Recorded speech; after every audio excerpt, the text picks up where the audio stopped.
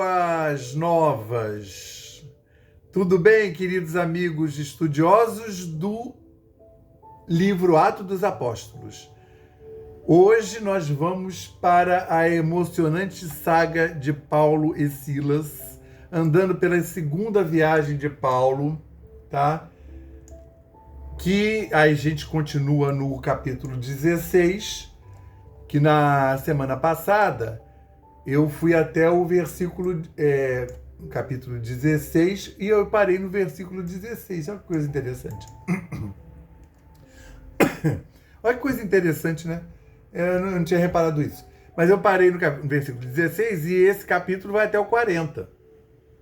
Porque são muitas injunções que, se eu for ficar lendo direto, eu tenho que ler porque é muito detalhe.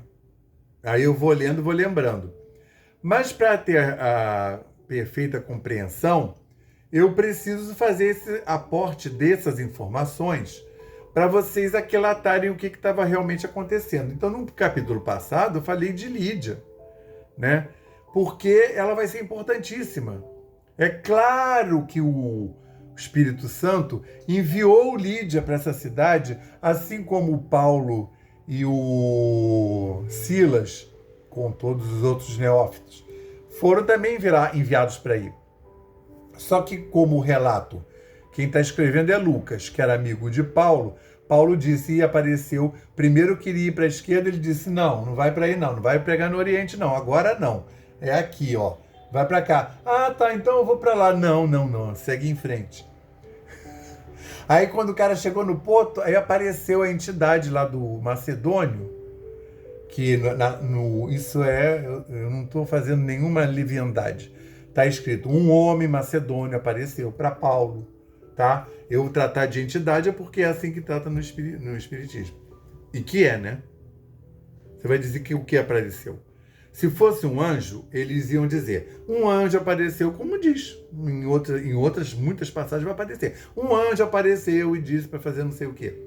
O Senhor apareceu e disse que vai acontecer para Paulo, vai aparecer o Senhor mais para frente. E quando a gente tem que valorizar, porque isso tem um sentido. A gente pode não saber explicar, mas tem um sentido. O macedônio é uma entidade lá dos macedônios, que falou, gente, divulga aqui, ó, agora é aqui. O Espírito Santo estava sabendo. Não é, os macedônios decidiram e pronto. Não. O Espírito Santo estava sabendo. Porque o Espírito Santo já tinha guiado eles lá para o portal. Isso é um portal que tem no éter, né?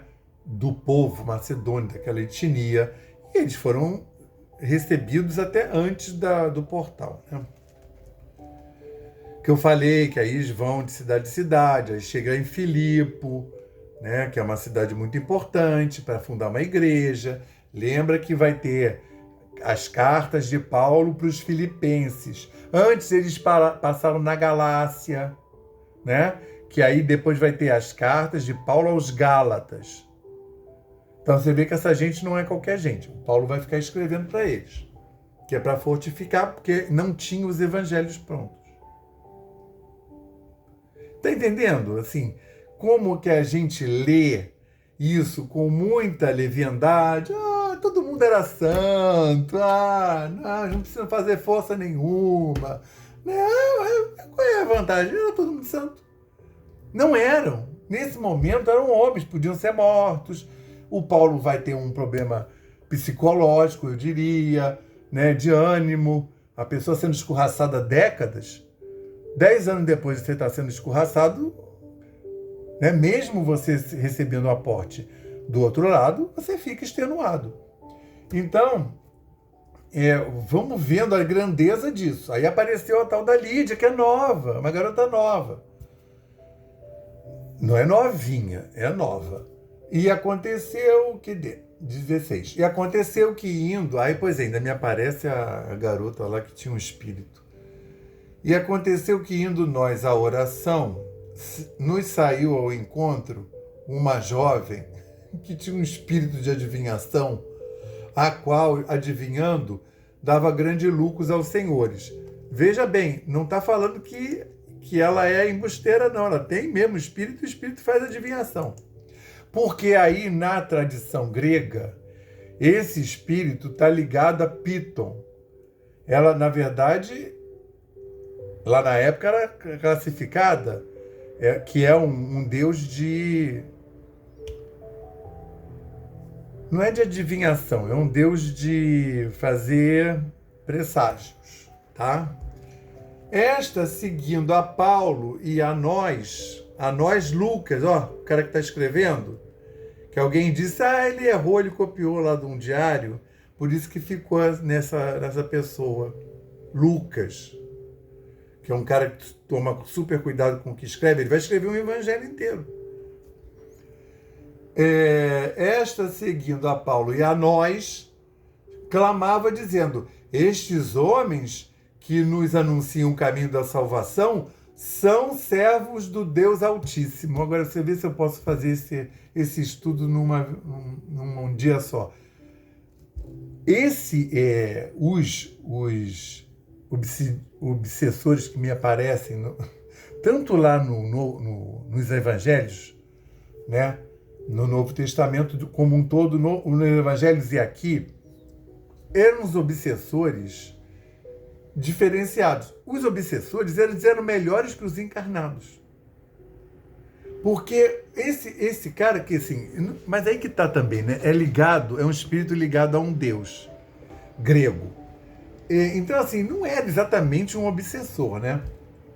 Ele via a aura, assim...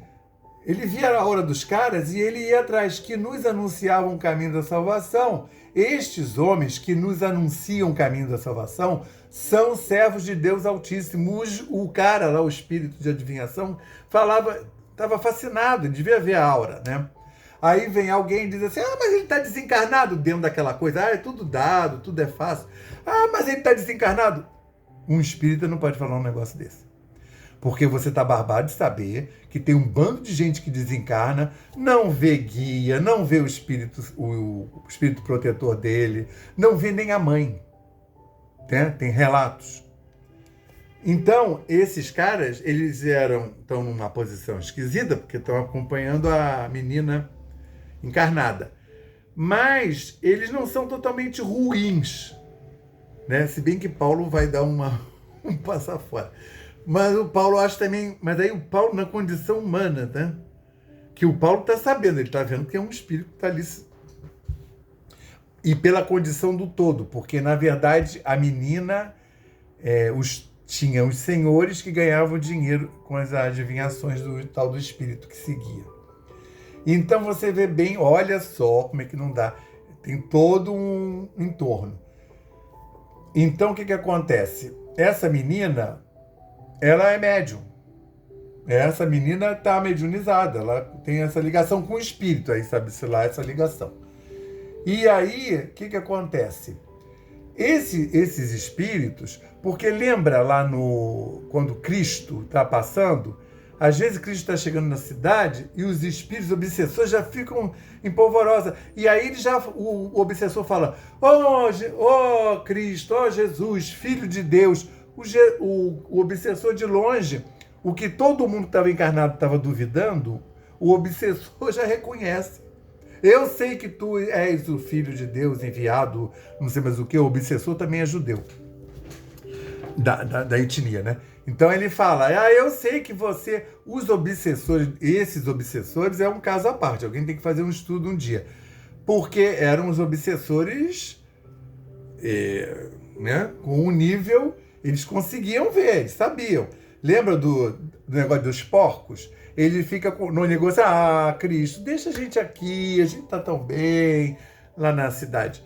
Aí eles depois, quando eles já viram que não dá, até porque estão envolvidos na aura do Cristo, eles falam, eles negociam. Tá bom, então deixa a gente ir para aquela manada de porcos. Aí o Cristo deixa, né? Mas aí os caras não sabiam, talvez, que eles indo, aquela energia, porque não era um, né? Como eles dizem, é uma falange. Aquela energia, a manada dos porcos disse que é de 2.000 a 3.000 porcos. Se precipitaram dentro d'água, morreu tudo. Entende o lance aí desse... E aí o tal do espírito que segue a menina tá falando, eles são servos do Deus Altíssimo, o espírito está dizendo. Eles são servos do Deus Altíssimo. Isto fez ela por muitos dias. Aí ficou atrás de Paulo, né? Só que Paulo é homem humano, encarnado. Mas Paulo perturbado, olha a palavra que o Lucas põe. O Lucas lá, a narrativa, essa parte é muito séria, porque o Lucas viu isso aí, ninguém contou para ele. O Paulo ficou de saco cheio com o espírito. O espírito nem estava falando nada de assim, mas a menina, olha aqui, olha, eles são mesmo, fica lá. Aí deu um basta. Mas Paulo, perturbado, voltou-se e disse ao espírito: em nome de Jesus Cristo, te mando que saias dela. E na mesma hora saiu. O espírito, que sabia com quem estava falando, você acha que ele vai, não, eu não saio. Não vai ficar fazendo essa gracinha com o Cristo, porque ele invocou o nome de Cristo. E o espírito estava vendo que eles estavam imbuídos da luz. E aí que o negócio danou-se, né? É muito bom, até que me incomoda. Incomodou a quem? Senhores da menina, que ganhavam dinheiro com isso. E vendo seus senhores que a esperança do seu lucro estava perdida, prenderam Paulo e Silas e os levaram à praça à presença dos magistrados, que isso daí deviam ser gregos, né? Gregos romanos. Entendeu? Isso daí você não podia fazer, não. Você podia pregar qualquer religião. Roma não estava nem aí, negócio de religião.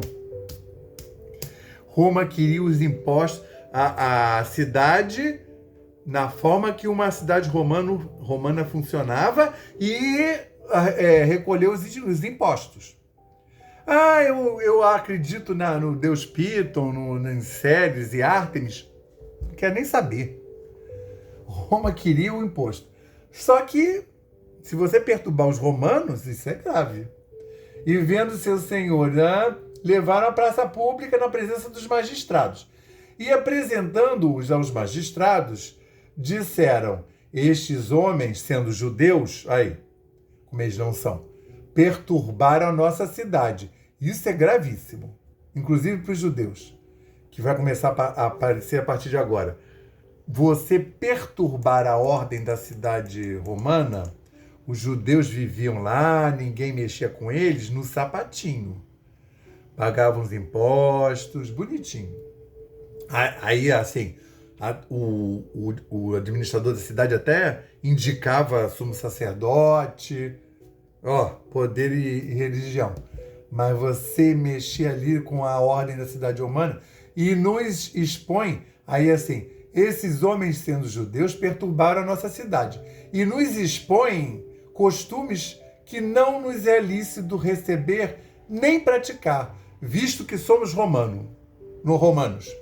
E a multidão se levantou unida contra eles, e os magistrados, rasgando-lhes as vestes, mandaram açoitá-los com varas.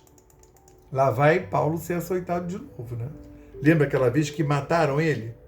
Em alguns lugares diz que ele chegou a morrer, né? Ali está só indicado. Que ele deixou até sequela nele, né? Havendo com varas. E havendo-lhes dados muitos açoites, os lançaram na prisão, mandando ao carcereiro que os guardasse com segurança. Aí é uma outra instituição. O carcereiro, a prisão era assim, era uma instituição privada. Tinha alguém que cuidava da prisão. Devia receber de Roma, da cidade. E aí eu te entrego os prisioneiros e digo como eles vão ser tratados. Agora, o cara não quer saber. Ele quer saber que no dia que ele precisar do prisioneiro, que o prisioneiro esteja lá. E o carcereiro tem que dar conta. O carcereiro, o que manda lá na prisão. Lembra que Paulo foi preso com um em cada mão, dentro da cela, com corrente, e tinha um em cada lado da porta, e aí o anjo foi lá e resgatou Paulo? Passou por todo mundo, botou Paulo lá na rua. Aqui é diferente. É o carcereiro. Só que o Paulo, as prisões de Paulo, geralmente servem para o Paulo evangelizar. Então, olha o que vai acontecer. Olha o bizarro, como esse capítulo 16 é fantástico. Aí ele deu lá para os... mandando ao carcereiro que os guardasse com segurança, o qual, tendo recebido tal ordem, os lançou no cárcere interior, era a última cela de todas, e lhes assegurou os pés no tronco. Perto da meia-noite, Paulo e Silas oravam e cantavam hinos a Deus, e os outros presos os escutavam. Aqui está esse verbo escutavam. Acho que na maioria dos lugares está escutavam. Mas é um verbo que quer dizer que, assim, escutavam se deliciando, concordando. Não era assim, ai, essa gente chata cantando esse hino de louvor, já pensou música gospel na prisão? Não. O povo estava... Porque o hino tinha uma letra que já era evangelizante. Nisso o carcereiro está escutando, os outros presos também, os outros presos estão na boa. E o Paulo e o Silas com as costas todas abertas de varada. Eles levaram a valadas nus. De repente sobreveio um tão grande terremoto que os alicerces do cárcere se moveram. E logo se abriram todas as portas e foram soltas as prisões de todos. Aquele negócio que ele amarrou o pé, né? Ele prendeu o pé do Paulo, do Silas, com correntes. Provavelmente a corrente era presa na parede. Então, nem dentro da cela eles podiam andar para qualquer lado. Mas teve a prisão, abriram as portas. Tem gente que estuda isso, sabia? Tem, assim, ao pé da letra. Aí o cara explica. Não, mas não eram portas comuns, eram portas que as barras eram presas nos umbrais. Aí, se tivesse um terremoto, as barras devem ter... O cara quer explicar, bom, cada um com o seu mistério, né? Eu não estou aqui para fazer isso. Cada um vai imaginar lá de uma maneira, né? Imagina o outro que tinha 4 caras prestando atenção a Paulo. Saiu, não tinha corrente, não tinha nada. As portas abriram. Passou por mais de 3 portas que tinham um guarda em cada lado. Coitado, os guardas, e nesse caso os guardas todos morreram, né? Aí vem que foram soltas as prisões. E, acordando o carcereiro, vendo abertas as portas da prisão, tirou a espada e quis matar-se, cuidando que os presos já tinham fugido. Como aconteceu? Todo mundo morreu lá, aqueles quatro juntas de 4... Os 16 guardas morreram lá na outra vez que o anjo foi lá buscar o Paulo. Mas o que aconteceu? Esse carcereiro, ele ouvia, ele já estava sendo convertido. Olha o que vai acontecer. Então ele ia se matar. Mas Paulo clamou com grande voz, gritando, dizendo: te faças mal nenhum, não te faças mal nenhum, que todos aqui estamos. E pedindo luz, saltou dentro e, todo trêmulo, o carcereiro se prostrou ante a Paulo e Silas e, tirando-os para fora, disse: senhores, o que é necessário para que eu faça para me salvar? O que é necessário que eu faça para me salvar? E eles disseram: crê no Senhor Jesus Cristo e serás salvo tu e a tua casa. E lhes pregavam a palavra do Senhor e a todos que estavam em sua casa. E tomando-os ele consigo naquela mesma hora da noite, lavou-lhes os vergões, as feridas abertas nas costas, e logo foi batizado ele e todos os seus. O carcereiro levou Paulo e Silas para a casa dele. E levando-os à sua casa, mas já estavam lá, né? Essa narrativa tá meio truncada. Eles já estavam lá, ele lavou os caras em casa. E os caras já tinham batizado a casa todinha. Lhes pôs à mesa, na sua crença em Deus, alegrou-se com toda a sua casa, deu de comer para os dois. E sendo já dia, aí você vê um negócio, aí bom, agora, como é que ele vai, em alguma hora ele ia ter que entregar os dois para os magistrados, entende? Isso já estava subentendido, só que, e sendo já dia, os magistrados mandaram quadrilheiros dizendo, soltai aqueles homens. Por quê? Porque os magistrados, a essa altura do campeonato, já ficaram sabendo que eles eram romanos. Ou seja, os magistrados estavam enrascados, porque eles poderiam ser denunciados a Roma, inclusive o administrador da cidade. E o carcereiro... Ai, meu Deus, não acredito. Saí de lá, peraí. E o carcereiro anunciou a Paulo essas palavras. Aí ele falar, dizendo, os magistrados mandaram que vos soltasse. E agora, pois, saí e ide em paz. Aí você acha que Paulo deixou barato? O Paulo sendo romano? Cara, uma coisa que Paulo sabia era dos direitos dele. E ele gostava muito de ser romano. Ele vai usar essa romanidade várias vezes. Mas Paulo replicou.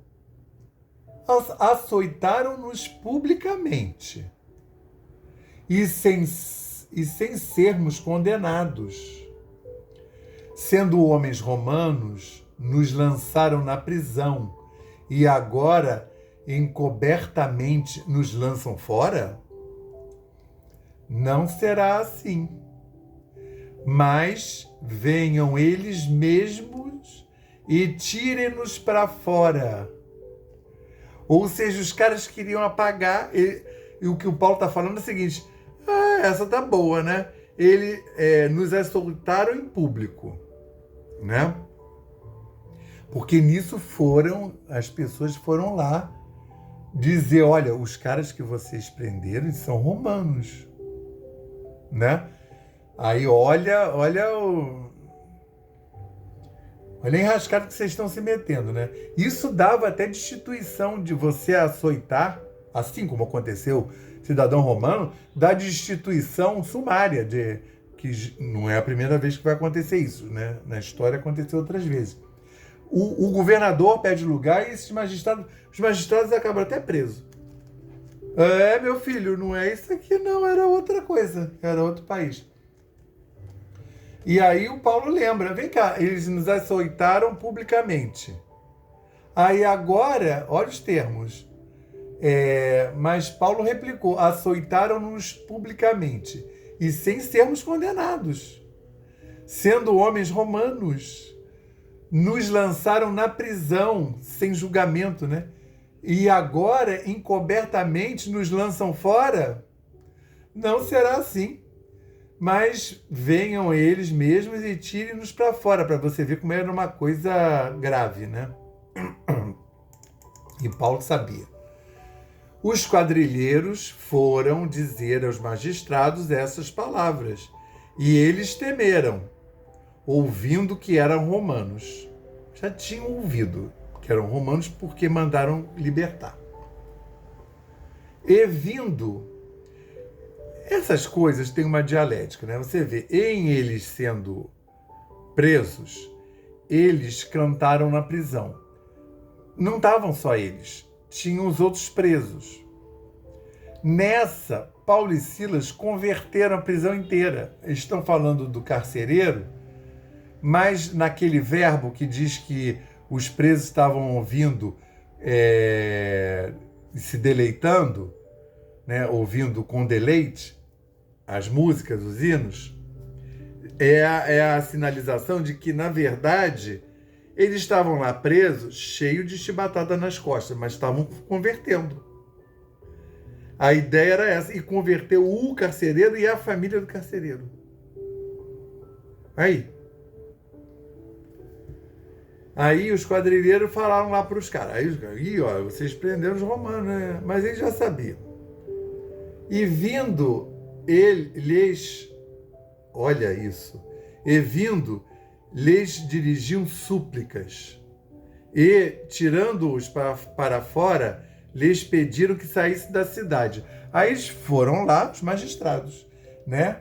Lhes dirigiram súplicas, pelo amor de Deus, não fala isso para ninguém, desculpe, não sei mais o que, bababá, e empurrando eles para fora da cidade. Tá tudo bem, eu peço desculpa, tá, mas vai andar, sair da cidade. E saindo da prisão, olha aí eles saíram da prisão. Em saindo da prisão, eles vão para onde? Para a casa de Lídia. Entende o lance todo? Você, numa cidade que é importantíssimo, Filipe, você já fez uma pregação poderosa e conversora, porque já converteram lá em praça pública, né, antes de serem açoitados. Porque aí, quando estavam pregando, e a menina lá dizendo, com o espírito buzinando. Aí o Paulo vai lá e ele beneficia a menina. Ele liberta a menina do espírito. Ele libertou a menina do espírito e libertou do tal dos senhores que ganhavam dinheiro com o espírito. Foi um exorcismo. Mais ou menos, né? Porque a menina, ninguém disse que a menina estava mal, né? Esse espírito, ele não era totalmente ruim. Ele era ligado lá a um outro culto, a um outro deus de adivinhação, que era uma coisa da cultura lá deles. Mas estava rolando dinheiro com isso. E aí você vê, então ele converteu. Aí isso daí que atiçou a ira dos romanos, dos gregos, dos romanos helênicos, né? Aí eles pegaram e denunciaram os dois. Os dois foram açoitados, foram para a prisão. Na prisão converteram os presos, depois a família do carcereiro. E agora eles saíram da prisão e entraram na casa de Lídia. E vendo os irmãos, os confortaram e depois partiram. E vendo os irmãos, assim quando Paulo foi preso, que amarraram uma candeia em cada mão, ligada a um guarda, dentro da cela, fora da cela, os dois, um em cada lado da porta da cela, que o anjo foi lá e libertou, os irmãos cristãos da primeira comunidade cristã, estavam reunidos lá orando, porque isso foi uma prescrição do Cristo desde que ele morreu. Se você for lá em Atos dos Apóstolos 1, eles estavam congregados e orando. Então, as congregações, as igrejas, estavam sempre orando. E quando o Kardec vem e fala orar e vigiar, que não é o Kardec, é o Espírito de verdade, é o Espírito Santo. É esse aí, é o mesmo Espírito. Orar e vigiar, isso não é invenção do Espiritismo, não. Jesus já falou isso também. Orar e vigiar. O povo acha que é coisa invenção do Kardec. Isso está no Evangelho. E aí, quando eles saíram, eles foram lá na casa de Lídia, que é a igreja do lugar, e saindo da prisão, entraram na casa de Lídia. E vendo os irmãos, os confortaram. Eles estavam lá reunidos, rezando. E depois partiram. Então, olha a consideração. Eles foram lá, porque os magistrados botaram ele para fora da cidade. Eles falaram, não, vamos primeiro lá dar satisfação. A comunidade está nervosa, ansiosa, né? Temerosa, porque eles sabem que eles tinham sido presos. E aí, o que vão fazer com eles, né? Eles, num estado desse, pode acontecer qualquer coisa. E aí eles foram lá na casa de Lídia para confortar os irmãos, e depois que eles partiram. Olha que coisa linda, né, gente? Então, assim, dessa forma, finalmente, terminamos o capítulo 16 de Atos dos Apóstolos. E semana que vem, então, vamos para o glorioso capítulo 17. Agora os capítulos serão gloriosos. Eu não sei se... Depende do andar da carruagem, da quantidade de informação necessária. Pode ser um capítulo... Geralmente os capítulos vão dar para serem feitos em um vídeo, tá? Então, que tenhamos uma excelente semana e semana que vem estaremos aqui para o capítulo 17, na paz e no amor de Senhor Jesus Cristo, graças ao bom Deus.